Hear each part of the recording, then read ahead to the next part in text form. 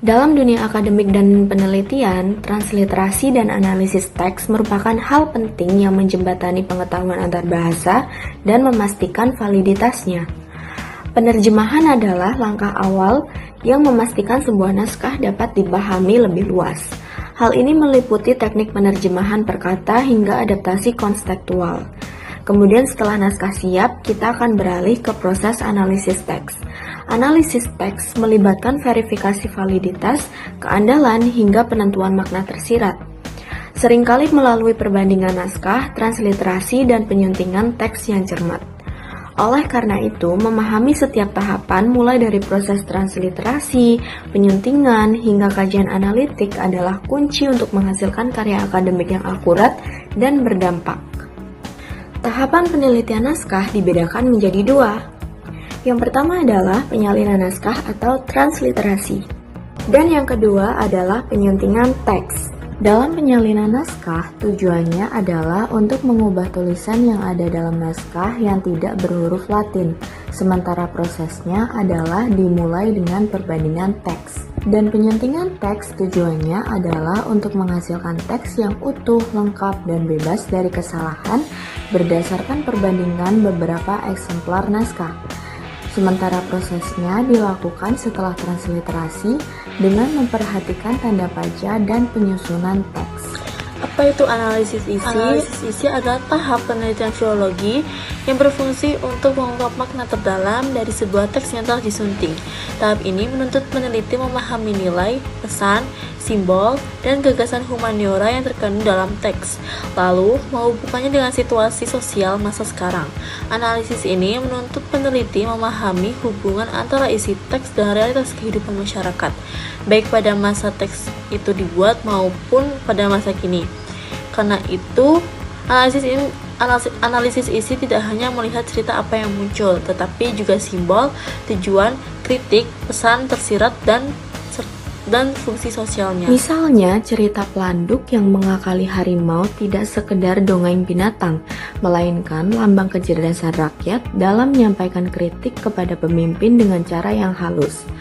Melalui pemaknaan seperti ini, analisis ini membantu menunjukkan bahwa karya lama memiliki nilai humaniora yang penting dan tetap relevan di zaman modern. Tujuan penyuntingan teks: pertama, menghasilkan teks yang sehat, bersih, dan lengkap.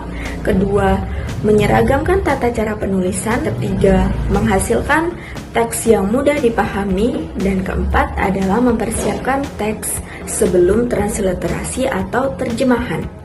Fungsi penyuntingan teks: pertama, memperbaiki kesalahan dalam teks. Kedua, menyesuaikan bahasa dengan kaidah yang berlaku. Ketiga, membersihkan teks dari kesalahan atau kekeliruan. Dan keempat adalah menyiapkan teks agar layak untuk dipublikasikan. Di dalam filologi, teks lama itu tidak hanya disalin saja, melainkan juga perlu dianalisis.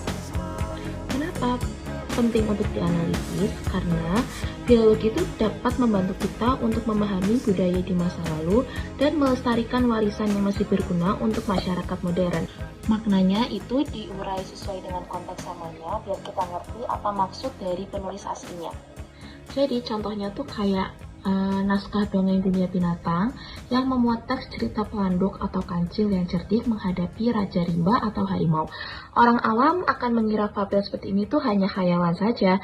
Namun, dengan analisis secara mendalam, tokoh Pelanduk atau Kancil ini tuh merupakan simbol kecerdasan rakyat, yakni sindiran atau kritik rakyat pada rajanya atau pemimpin. Sebab, kritik yang sopan tidak akan menimbulkan efek negatif bagi pelakunya. Cara semacam itu tuh sangat diperlukan untuk kehidupan sekarang. Hal semacam itu akan sangat berguna untuk masyarakat. Analisis iksi merupakan tahap penting dalam penelitian filologi yang bertujuan mengungkap makna mendalam di balik sebuah teks, termasuk pesan, simbol, nilai budaya, serta pandangan hidup yang ingin disampaikan oleh pengarang. Melalui analisis ini, peneliti dapat memahami tidak hanya cerita di permukaan, tetapi juga konteks sosial, kritik halus, dan gagasan humaniora yang terkandung di dalamnya. Fungsinya adalah membantu menjelaskan makna tersembunyi, menemukan pesan moral dan fungsi sosial teks, serta menghubungkan isi teks dengan kehidupan masyarakat masa kini. Tujuan akhirnya ialah memberikan pemahaman yang lebih lengkap tentang nilai, pemikiran, dan relevansi karya lama agar dapat dimanfaatkan sebagai ilmu dan pembelajaran bagi generasi sekarang.